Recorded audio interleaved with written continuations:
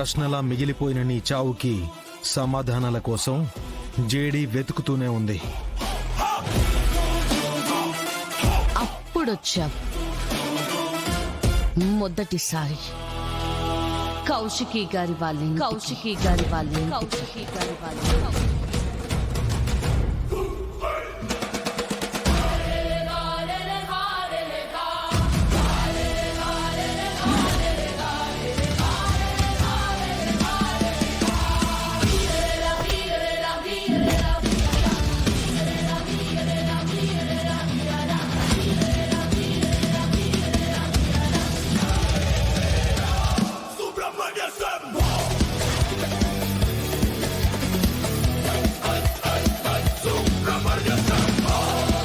Bye.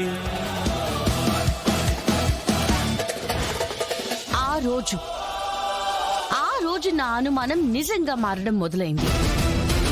Kaushiki గారి వాళ్ళ ఇంట్లో జరిగే ఎంగేజ్మెంట్ లో ఎవరో ఆ ఇంటి వాళ్ళని చంపాలనుకున్నారు. వచ్చిన వాడి షూ ప్రింట్ వాడి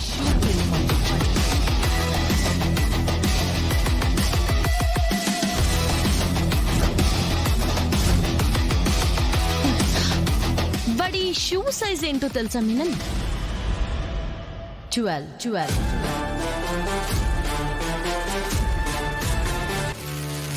ఈ సిటీలో ఉన్న ఏ గ్యాంగ్స్టర్ కి ఈ షూ సైజ్ లేదు.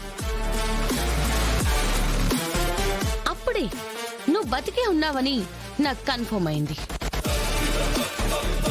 కానీ ఎంత ఆలోచించినా కళ్ళ ముందు చనిపోయిన మీనన్ ఎలా అందరినీ చంపుతున్నాడో నాకు అర్థం కాలేదు. చనిపోయిన మీనన్ చంపలేడేమో గాని బ్రతికున్న మీనన్ చంపగలడు కదా. అక్కడున్నది నువ్వే అని కన్ఫర్మ్ అవ్వగానే అప్పుడు నీ ప్లాన్ మొత్తం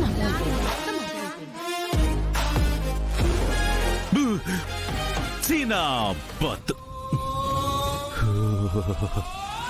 నేనిక ఈ దందా చేయను, ఈ ఇల్లీగల్ పనులు అసలే చేయను. అసలు నేనిక ఈ పనులే చేయను. మరి షూ మార్క్ చూసి కూడా మనిషిని గుర్తుపట్టేస్తే మాలాంటి క్రిమినల్స్ ఎలా బతకాలి జేడీ? జేడీ ఇది మాత్రం టూ మచ్ చెప్తున్నాడు. టూ మచ్ అంటే టూ మచ్ అంతే. అరే ఎన్ని నెలలు కష్టపడి ప్లాన్ చేస్తే ఒక్క షూ ప్రింట్ తో మొత్తం కనిపెట్టేస్తే ఎలా జేడీ? చావులో కూడా నాకు మనశ్శాంతి ఉండదు. రాగిణి గారు మీకేం కాదు, మీరు బ్రతుకుతారు. మీకేం కాదు. అసలు మీరు ఇక్కడికి ఎలా వచ్చారండి? నాకు తగలాల్సిన బుల్లెట్ కి మీరెందుకు అడ్డొచ్చారు? నా వదిన చావు మీద పడిన మచ్చ చెరిగిపోవాలంటే, నా వదిన నిజాయితీ బయట పడాలంటే రాగిణి గారు, నా మేనకోడలు జగదాత్రి బతికి ఉండాలి కదమ్మా.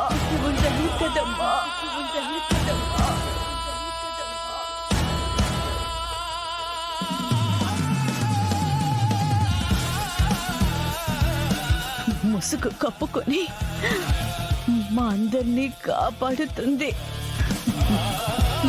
నా కోడలు జగదాత్రి అని తెలిసిపోయింది జేడీ.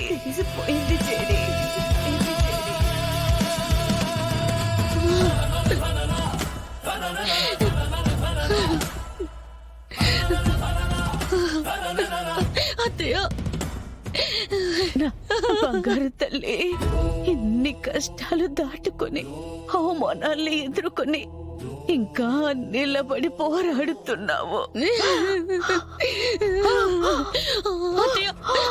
వదిన చచ్చిపోతూ తన ధైర్యాన్ని నీకు ఇచ్చిపోయినట్టుంది.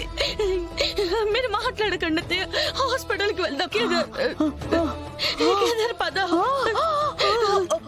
వద్దు జగదాత్రి, నా టైం అయిపోయిందని నాకు తెలుస్తుంది. నా భర్త చావుకి కారణం నా వదిన అని తనని ద్వేషించాను. వదిన చావుకి కారణం నా భర్తే అని నాకు తెలుసు.